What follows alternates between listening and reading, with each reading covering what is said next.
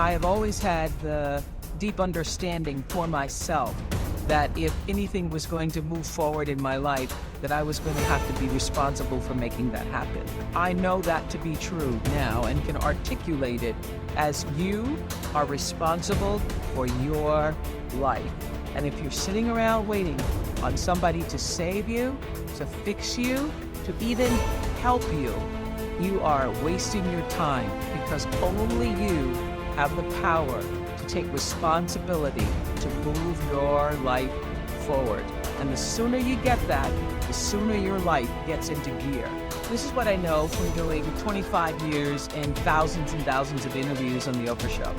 It does not matter where you come from. I have seen people come out of the desert, walk across the desert, being born in the most dire circumstances. Doesn't matter what your mama did, whether she did or had a PhD or no D. What matters is now, this moment, and your willingness to forgive the past, take responsibility, and move forward. You need activation energy to start the change. That's the key to creating any kind of change. That's the ethical requirement of individual being in the proper sense, is to constantly know that you're not what you could be, to take responsibility for that, and to commit yourself, like body and soul, to the attainment of that ideal. If you think about the times when you're at peace with yourself with regards to how you're conducting yourself in the world, it's almost always conditions under which you've adopted responsibility. The most guilt I think that you can experience is the sure knowledge that you're not even taking care of yourself, so that you're leaving that responsibility to other people. There is no capability difference between you and someone you consider to be an ultimate role model of success. The only difference is they've learned to use their mind and body with more power on a consistent basis. They've learned to manage their state. They've learned to use their body effectively. Whether they know it or not consciously doesn't matter.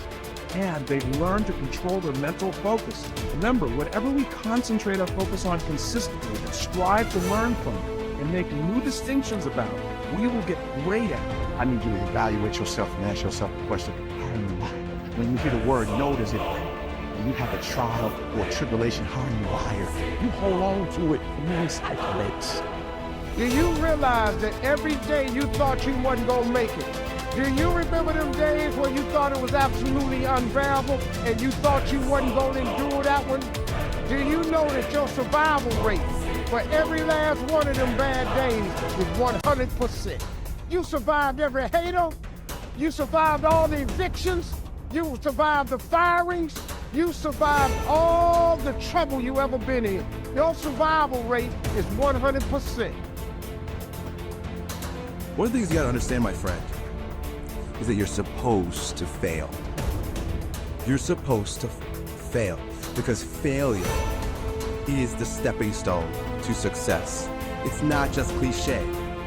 Failure is an experience that lends to wisdom that ultimately makes you a stronger version of yourself. Like, until I make my dreams become a reality, I'm not quitting. I don't care how much money I can invest. I'm gonna continue to do this until I become successful. All right, I've got a rule called the show up rule. All right, somebody said you can pretend that you care, but you can't pretend that you're there. The only way you can be there is to show up. And what I'm asking you to do for me, you'll never be a failure if you show up every single day. Every single day when I come, I show up and I let failure know. Failure is not an option.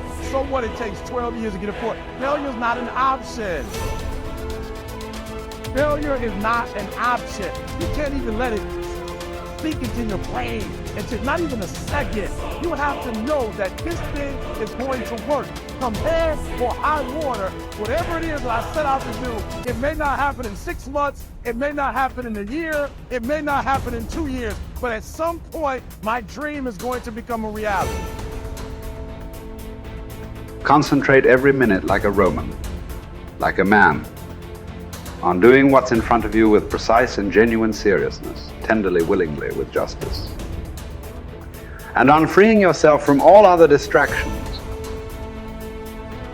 Yes, you can, if you do everything as if it were the last thing you were doing in your life, and stop being aimless, stop letting your emotions override what your mind tells you. Stop being hypocritical, self-centered, irritable. You see how few things you have to do to live a satisfying and reverent life. If you can manage this, that's all even the gods can ask of you. Do not disturb yourself by picturing your life as a whole.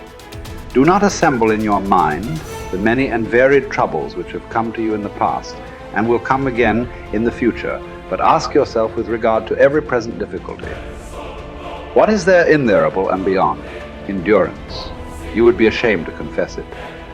And then remind yourself that it is not the future or what is past that afflicts you, but always the present, and the power of this is much diminished if you take it in isolation and call your mind to task if it thinks that it cannot stand up to it when taken on its own.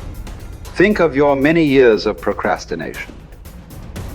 How the gods have repeatedly granted you further periods of grace, of which you have taken no advantage.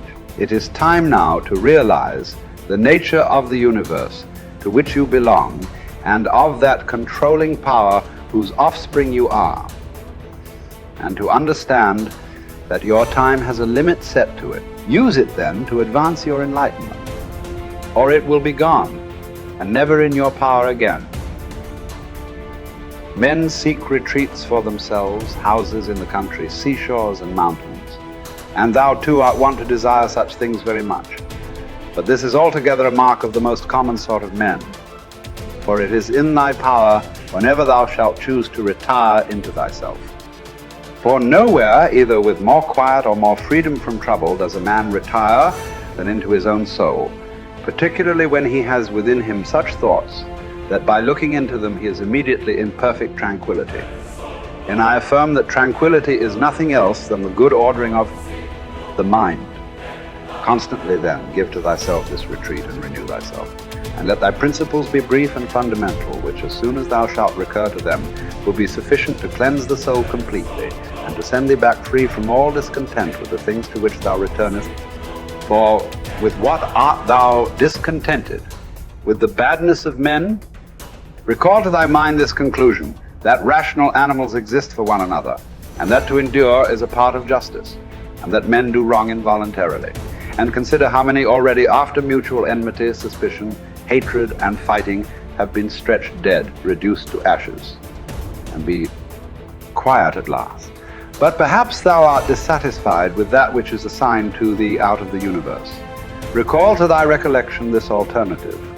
Either there is providence or atoms, fortuitous concurrence of things, or remember the arguments by which it has been proved that the world is a kind of political community, and be quiet at last. But perhaps corporeal things will still fasten upon thee.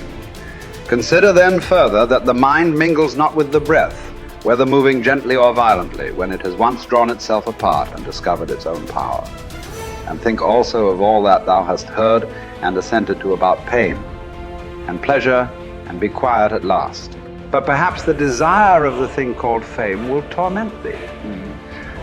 See how soon everything is forgotten, and look at the chaos of infinite time on each side of the present, and the emptiness of applause, and the changeableness and want of judgment in those who pretend to give praise, and the narrowness of the space within which it is circumscribed, and be quiet at last.